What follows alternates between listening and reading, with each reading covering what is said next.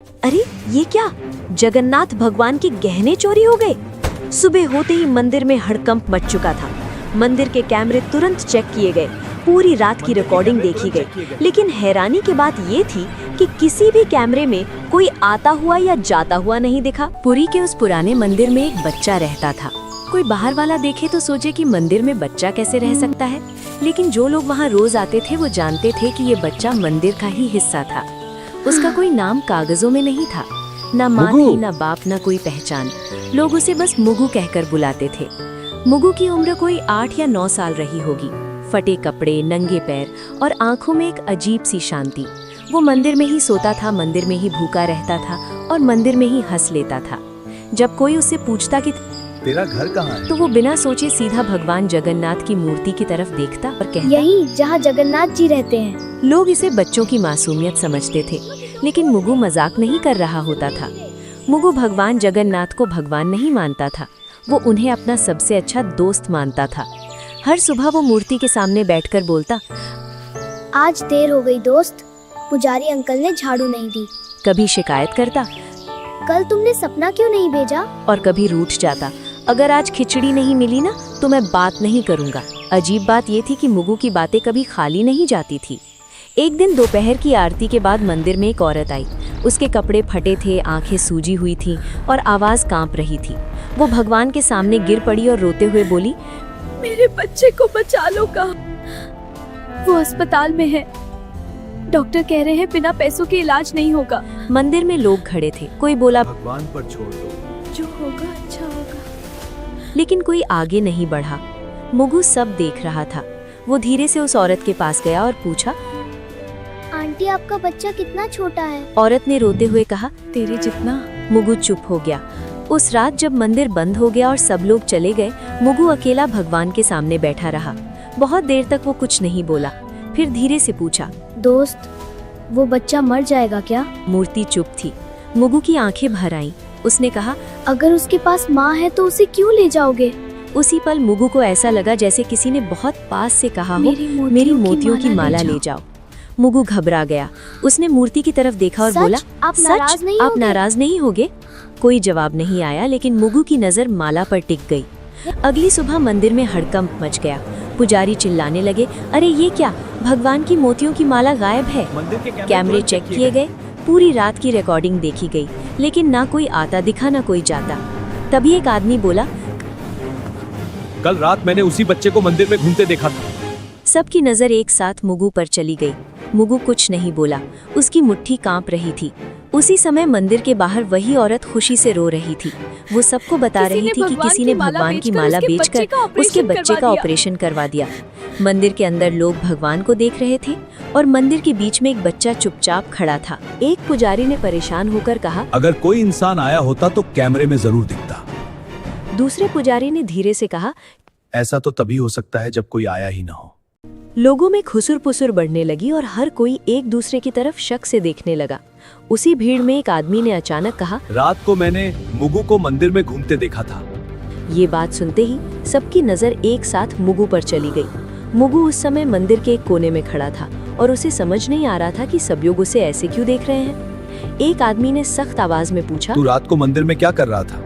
मुगु ने धीरे से कहा, रोज की तरह भगवान से बात कर रहा भीड़ था। में से किसी ने ये कहा। बच्चा हमेशा यहाँ रहता है और इसे सब कुछ पता होता है। किसी और ने कहा। अगर कैमरे में कोई नहीं दिखा तो चोरी इसी ने की होगी। मुगु की आंखें भर आई और उसने कहा मैंने कि कुछ भी चोरी नहीं किया है। मैंने जो उसने बस किया वो इतना कहा भगवान के कि कहने उसने पर जो था। किया वो भगवान के कहने पर किया था। ये सुनकर लोग हंस पड़े और किसी ने ताना मारते हुए कहा, भगवान बच्चों से चोरी नहीं करवाते। मुगु कुछ नहीं बोला और उसकी नजर जमीन पर टिक गई। उसी समय मंदिर के बाहर शोर मच गया, क्योंकि वही औरत भागती हुई आई थी जो कल रो रही थी। वो खुशी से कांपती आवाज में बता रही थी कि उसके बच्चे का ऑपरेशन हो गया है और डॉक्टरों ने जान बचा ली है। उस औरत ने रोते हुए कहा, किसी ने भगवान की मोतियों की माला बेचकर पैसे दिए हैं। ये सुनते ही मंदिर के अंदर सन्नाटा फैल गया और लोगों के चेहरे बदलने किसी ने लगे। मोतियों की माला अब बेच दी थी। सवाल ये नहीं था कि बच्चा बचा कैसे, बल्कि ये था कि माला आखिर गई कहाँ। मुगु अब भी चुपचाप खड़ा था और उसे नहीं पता था कि अगला सवाल सीधे उसी की जिंदगी बदलने वाला है। मंदिर के अंदर अब माहौल बदल चुका था और जो लोग सुबह तक चमत्कार की बात कर रहे थे वही अब सवाल पूछ रहे थे। हर नज़र मुगु पर टिकी थी और किसी को उसकी मासूमियत दिखाई नहीं दे रही थी। एक आदमी ने ऊंची आवाज में कहा कि अगर माला भगवान के कहने पर ली गई थी तो वो अभी वापस क्यों नहीं आई?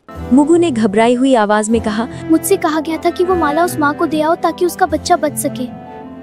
भीड़ में से किसी ने कटाक्ष करते हुए कहा कि अब बच्चे भगवान के नाम पर चोरी भी करने लगे हैं। दूसरे आदमी ने कहा कि ऐसे बहाने हर चोर बनाता है। मुगु ने रोते हुए कहा कि वो झूठ नहीं बोल रहा है और उसने कुछ भी अपने लिए नहीं रखा। उसने कहा कि अगर माला चाहिए तो वो भगवान से पूछ ले कि सच क्या है। ये बात सुनकर पुजारी भी असहज हो गए क्योंकि कोई भी भगवान से सवाल नहीं करना चाहता था। मुख्य पुजारी ने कड़े शब्दों में कहा कि जब तक सच्चाई सामने नहीं आती तब तक बच्चे का यहाँ रुकना ठीक नहीं होगा। तब तक बच्चे को मंदिर में नहीं रहने दिया जाएगा। मुगु को जैसे ही ये बात समझ आई, उसका चेहरा सफेद पड़ गया। उसने डरते हुए पूछा कि क्या अब वो भगवान के पास भी नहीं रह सकता? किसी ने जवाब नहीं दिया और दो आदमी आगे बढ़कर उसे मंदिर के बाहर ले गए। मुगु बार बार पीछे मुड़कर भगवान की मूर्ति की तरफ देख रहा था, जैसे किसी जवाब का इंतजार कर रहा हो। मंदिर के बाहर उसे पत्थर की सीढ़ियों पर बैठा दिया गया और कहा गया कि यहाँ से कहीं मत जाना। धूप तेज थी और मुगु को प्यास लग रही थी, लेकिन किसी ने पानी तक नहीं दिया। अंदर मंदिर में पूजा फिर से शुरू हो गई और लोग भगवान से सुख शांति की प्रार्थना करने लगे। बाहर एक बच्चा चुपचाप बैठा था, जिसे समझ नहीं आ रहा था कि उसने गलत क्या किया। मुगु ने खुद से कहा, अगर भगवान ने कहा था तो फिर सजा मुझे क्यों मिल रही है? उसकी आंखों से आंसू गिरने लगे और वो पहली बार भगवान से बिना बोले सवाल कर रहा था। उसी समय मंदिर के अंदर अचानक हवा तेज चलने लगी और दीपक की लौ हिलने लगी। कुछ लोगों ने इसे भगवान की नाराजगी कहा और कुछ ने इसे महज हवा का झोंका मान लिया। मुगु अब भी सीढ़ियों पर बैठा भगवान की तरफ देख रहा था और उसे नहीं पता था कि ये चुप्पी आने वाले तूफान की शुरुआत। शाम होते ही मंदिर के समिति की बैठक बुलाई गई क्योंकि मामला अब सिर्फ माला का नहीं रहा था। लोग बाहर खड़े थे और अंदर ये तय हो रहा था कि एक अनाथ बच्चे के साथ क्या किया जाए। एक सदस्य ने कहा कि अगर आज सख्ती नहीं दिखाई गई तो कल हर कोई भगवान के नाम पर कुछ भी उठा लेगा। दूसरे ने कहा, बच्चे को बाहर रखने से मंदिर की शांति बनी रहेगी। मुख्य पुजारी चुप बैठे थे और बार बार भगवान की मूर्ति की तरफ देख रहे थे। आखिर उन्होंने भारी आवाज में कहा कि जब तक माला वापस नहीं आती, मुगु मंदिर में नहीं रहेगा। ये फैसला होते ही किसी ने बाहर आकर लोगों को बता दिया कि बच्चे को मंदिर से निकाल दिया गया है। भीड़ में कुछ लोग चुप थे और कुछ ने सिर हिलाकर सहमति जता दी। मुगु को जब ये बताया गया तो उसने बहुत धीमे से पूछा कि क्या वो रात को भी यहाँ नहीं सो सकता? कोई जवाब नहीं आया और उसे मंदिर के मुख्य दरवाजे से बाहर कर दिया गया। मुगु दरवाजे के पास कुछ देर खड़ा रहा और फिर सीढ़ियों पर बैठ गया। उसे समझ नहीं आ रहा था कि भगवान के घर में उसके लिए जगह कैसे खत्म हो गई। उसी समय मंदिर के अंदर एक पुजारी ने देखा कि भगवान की मूर्ति के पास रखा फूल मुरझा गया है। उसने इसे अशुभ संकेत बताया, लेकिन किसी ने उसकी बात पर ध्यान नहीं दिया। रात बढ़ती गई और मंदिर के कपाट बंद हो गए।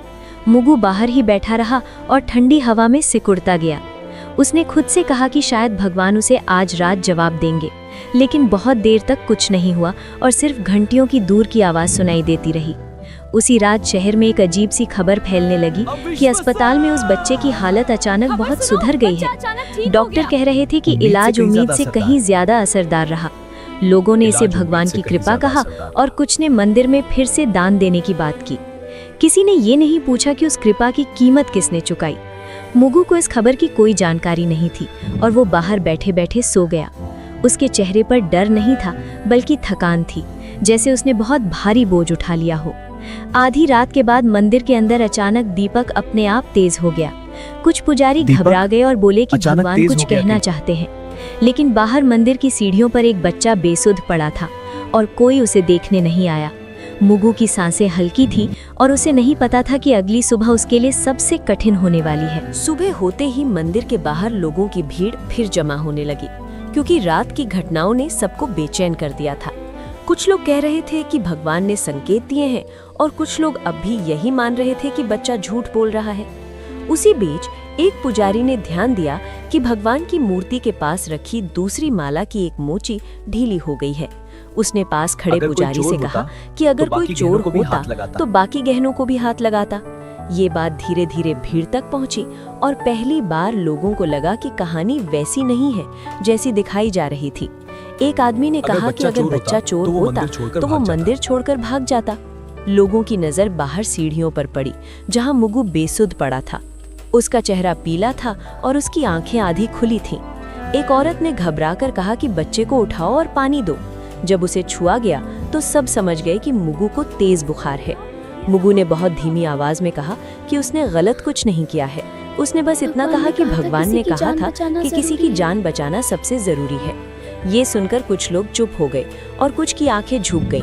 मुख्य पुजारी आगे आए और पहली बार उन्होंने मुगु की बात ध्यान से सुनी। पुजारी ने उससे पूछा कि भगवान ने तुझसे और क्या कहा था। मुगु ने कांपती आवाज में कहा, भगवान ने कहा था कि सच सामने आने में समय लगता है।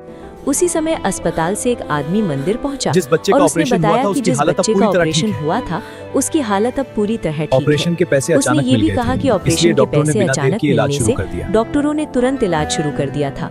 अब मंदिर में सन्नाटा था और लोग एक दूसरे को देखने लगे। सबको समझ आ रहा था कि अगर माला न गई होती तो शायद वो बच्चा आज जिंदा न होता। लेकिन सवाल अब भी वही था कि माला मंदिर से बाहर कैसे गई। किसी ने फिर से कैमरे देखने की बात कही। जब कैमरे दोबारा चेक किए गए तो एक अजीब बात सामने आई। रात के ठीक उसी समय जब माला गायब हुई थी, सभी कैमरे कुछ सेकंड के लिए अपने आप बंद हो गए थे। टेक्नीशियन ने कहा कि ये आम बात नहीं है और बिजली में कोई दिक्कत भी नहीं हुई थी। लोगों के चेहरे पर डर साफ दिखाई देने लगा। मुख्य पुजारी ने भारी आवाज में कहा कि अगर ये सब सच है तो ये चोरी नहीं थी। उन्होंने कहा कि ये किसी की परीक्षा हो सकती है। मुगु को उठाकर अंदर लाया गया और पहली बार उसे भगवान के सामने बैठाया गया। उसने थकी हुई आंखों से मूर्ति को देखा और बहुत धीमे से कहा कि उसने वही किया जो दोस्त ने कहा था। लोग चुप थे और किसी के पास कहने को कुछ नहीं था। सबको लग रहा था कि सच्चाई सामने आ रही है, लेकिन अभी पूरी नहीं हुई है। मंदिर के अंदर अब सन्नाटा था, लेकिन उस सन्नाटे में भी कुछ लोग सच को मानने के लिए तैयार नहीं थे। एक सदस्य ने कहा कि कैमरे बंद होना तकनीकी गड़बड़ी भी हो सकती है और इसे चमत्कार मान लेना ठीक नहीं है। दूसरे ने कहा कि अगर आज बच्चे की बात मान ली गई तो कल कोई और भी भगवान का नाम लेकर चोरी करेगा। ये बातें सुनकर कुछ लोग सहमति में सिर हिलाने लगे। मुगु को अंदर लाने के बाद उसकी हालत और बिगड़ने लगी थी। उसका शरीर तप रहा था और सांसें तेज हो गई थी। एक पुजारी ने कहा कि बच्चे को डॉक्टर के पास ले जाना चाहिए, लेकिन समिति के एक आदमी ने कहा कि पहले सच्चाई तय होनी चाहिए, इलाज बाद में भी हो सकता है। ये बात सुनकर कुछ लोग असहज हो गए, लेकिन किसी ने खुलकर विरोध नहीं किया। मुगु ने आंखें खोलकर बहुत धीमे से कहा कि उसे अब डर नहीं लग रहा है। उसने कहा कि अगर वो बाहर ही मर जाता तो भी उसने सही काम किया होता। ये सुनते ही मंदिर के अंदर खड़े कुछ लोगों की आंखें भर आईं। उसी समय एक आदमी जोर से बोला कि अगर बच्चा इतना ही सच्चा है तो भगवान उसे क्यों नहीं बचा रहे। ये सवाल ऐसा था जिसे कोई सुनना नहीं चाहता था। मुगु ने कमजोर आवाज में कहा कि भगवान हमेशा किसी को बचाने नहीं आते। उसने कहा कि कभी-कभी भगवान चाहते हैं कि इंसान सही फैसला ले। ये बात सुनते ही मंदिर में कुछ लोगों को गुस्सा आ गया। एक आदमी ने कहा कि ये बच्चा भगवान बनकर बोल रहा है। मुगु ने बहुत मुश्किल से मुस्कुराते हुए कहा कि वो भगवान नहीं है, बस दोस्त की बात बता रहा है। उसकी आंखें धीरे धीरे बंद होने लगी। उसी समय बाहर से आवाज आई कि एम्बुलेंस आ गई है। कुछ लोग राहत की सांस लेने लगे और कुछ अब भी खड़े रहे। जब मुगु को उठाकर बाहर ले जाया गया तो मंदिर के अंदर अचानक तेज हवा चली। दीपक की लौ एक पल के लिए सीधी खड़ी हो गई। कुछ पुजारी डर गए और बोले कि अब देर हो चुकी है। किसी ने पूछा कि किस बात के लिए देर हो चुकी है, लेकिन कोई जवाब नहीं आया। मुगु को एम्बुलेंस में डाल दिया गया और दरवाजा बंद हो गया। उसकी उंगलियां ढीली पड़ रही थीं और उसकी सांस बहुत हल्की हो गई थी। मंदिर के अंदर लोग अब भी बहस कर रहे थे कि सच क्या है। उसी समय एम्बुलेंस के सायरन की आवाज दूर होती चली गई। मुख्य पुजारी ने भगवान की मूर्ति की तरफ देखा और पहली बार उनकी आंखें भर आईं। उन्हें समझ आ गया था कि सही और गलत के बीच का वक्त बहुत कीमती होता है। एम्बुलेंस के जाते ही मंदिर के अंदर एक अजीब सी खामोशी फैल गई और बहस अपने आप रुक गई। लोग एक दूसरे का चेहरा देख रहे थे, जैसे सबको अचानक समझ आ गया हो कि अब शब्द बेकार हैं। कुछ देर बाद अस्पताल से फोन आया और मुख्य पुजारी ने कांपते हाथों से कॉल उठाई। डॉक्टर ने बताया कि बच्चे की हालत बहुत नाजुक है और अगला 1 घंटा बेहद अहम है। ये सुनते ही मंदिर में मौजूद कई लोगों के चेहरे पीले पड़ गए। किसी ने धीमे से कहा कि अगर हमने उसे पहले भेज दिया होता तो शायद हालात अलग होते। एक आदमी ने गुस्से में कहा कि अब पछताने से क्या फायदा, जो होना था वो हो चुका है। लेकिन उसकी आवाज में भी भरोसा नहीं था, सिर्फ डर था। हो चुका है। उसी समय वो औरत फिर मंदिर पहुंची, जिसका बच्चा अस्पताल से बचकर लौटा था। उसने मुगु के बारे में पूछा और जब उसे सच बताया गया तो वो जमीन पर बैठ गई। वो रोते हुए बोली कि अगर उसका बच्चा बचा है तो उसकी वजह वही अनाथ बच्चा है। उसने कहा कि वो माला नहीं थी, बल्कि भगवान का भरोसा था जो बिक गया था। ये सुनकर मंदिर में खड़े लोग सिर झुकाने लगे। किसी की हिम्मत नहीं थी कि उस औरत की आंखों में देख सके। उसी वक्त अस्पताल से दोबारा फोन आया और इस बार आवाज और भी गंभीर थी। डॉक्टर ने बताया कि बच्चे की सांसें बहुत धीमी हो रही हैं और शरीर जवाब दे रहा है। मुख्य पुजारी ने बिना कुछ बोले फोन रख दिया। उन्होंने पहली बार साफ शब्दों में कहा कि ये सब किसी चोरी की कहानी नहीं थी। उन्होंने कहा कि ये परीक्षा थी और हम सब उसमें फेल हो गए। उनकी आवाज में गुस्सा नहीं था, सिर्फ टूटन थी। कुछ लोग रो पड़े और कुछ बस दीवार की तरफ देखते रहे। हर किसी को लग रहा था कि अगर समय को थोड़ा पीछे किया जा सकता तो सब कुछ बदल सकता था। मंदिर के बाहर अचानक तेज हवा चली और धूल उड़ने लगी। कई लोगों ने इसे भगवान का संकेत माना, लेकिन अब किसी के पास जवाब नहीं था। अस्पताल से आखिरी बार फोन आया और इस बार लाइन के उस तरफ सिर्फ सन्नाटा था।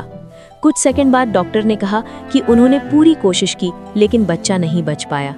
ये सुनते ही मंदिर में खड़े कई लोग जमीन पर बैठ गए। किसी ने भगवान को दोष नहीं दिया, क्योंकि अब सब समझ चुके थे कि गलती कहाँ हुई थी। मुख्य पुजारी ने भगवान की मूर्ति की तरफ देखा और बहुत धीमे से कहा कि हमने बहुत देर कर दी। उन्हें एहसास हो गया था कि इंसान जब फैसले टालता है तो उसका अंजाम हमेशा किसी और को भुगतना पड़ता है। मुगु के जाने के बाद मंदिर में पहली बार ऐसा हुआ कि भीड़ होने के बावजूद कोई शोर नहीं था। लोग दर्शन के लिए आ रहे थे, लेकिन किसी के चेहरे पर वो पुरानी श्रद्धा नहीं दिख रही थी। मुख्य पुजारी ने आदेश दिया कि उस दिन कोई उत्सव नहीं होगा और मंदिर में सादगी रखी जाएगी। कुछ लोगों ने राहत महसूस की, लेकिन कुछ को लगा कि ये सब दिखावा है। उसी दिन शाम को खबर फैली कि अस्पताल में उस बच्चे की मां अब भी बैठी रो रही है। उसने कहा कि उसका बच्चा तो बच गया, लेकिन जिस बच्चे ने उसे बचाया वो चला गया। ये बात सुनकर कई लोग पहली बार घर जाकर चुपचाप रोए। किसी ने किसी को नहीं बताया, लेकिन हर किसी के भीतर कुछ टूट चुका था। अगली सुबह मंदिर के एक कोने में सफाई करते समय एक पुजारी को फर्श पर कुछ पड़ा मिला। वो एक छोटी सी पोटली थी जिसे मुगु हमेशा अपने पास रखता था।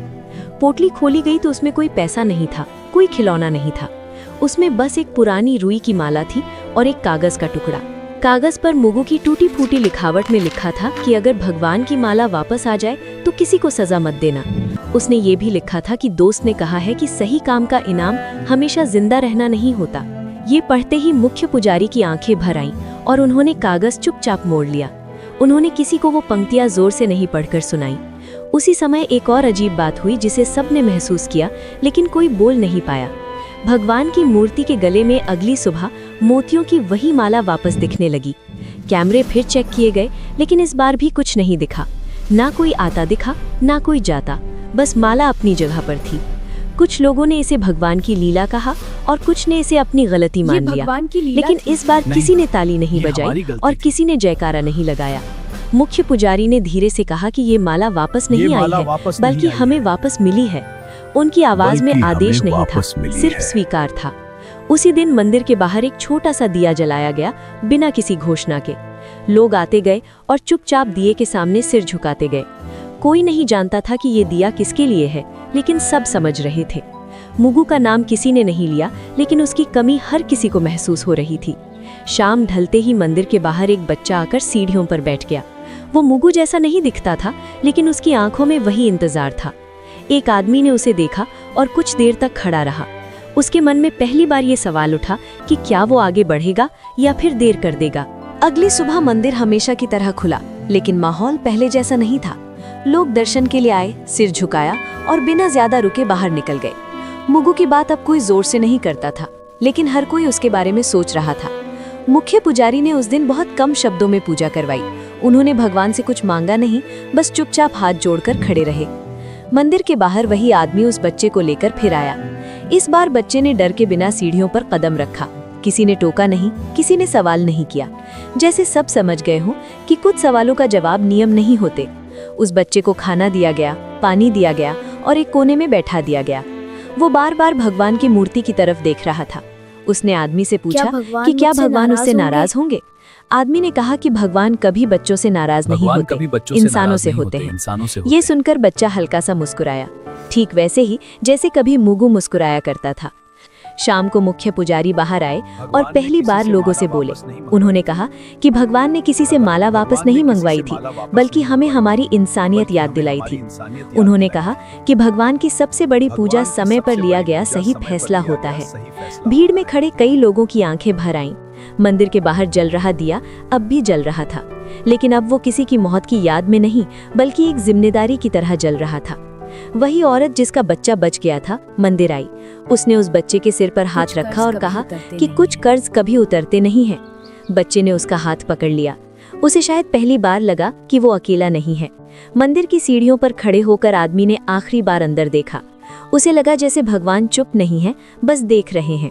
और उस चुप्पी में एक बात साफ थी, भगवान हमेशा किसी चमत्कार से नहीं, कभी किसी इंसान के फैसले से काम करते हैं। मुगु अब वहां नहीं था, लेकिन अगर कोई आज देर नहीं करता तो यही उसकी सबसे बड़ी मौजूदगी थी। कहानी हमें ये सीख देती है कि कई बार बच्चे घर से पैसे ले लेते हैं या चुरा लेते हैं तो माँ बाप बहुत गुस्सा हो जाते हैं और जाने क्या क्या कह देते हैं। मगर हमेशा याद रखिए, हर कहानी के दो पक्ष होते हैं। चाहे एक पक्ष आपको कितना भी सही या कन्विंसिंग लगे, दूसरे पक्ष को भी सुनना चाहिए। पहले ये जानिए कि उस बच्चे की स्थिति और परिस्थिति क्या है, उसके बाद ही कोई निर्णय ले और उसे प्यार से समझाएं। अगर आपको ये कहानी या इसकी सीख अच्छी लगी हो तो कमेंट में जय जगन्नाथ लिखें और इसे दूसरों के साथ भी साझा करें ताकि वे भी इससे सीख सके। जय जगन्नाथ।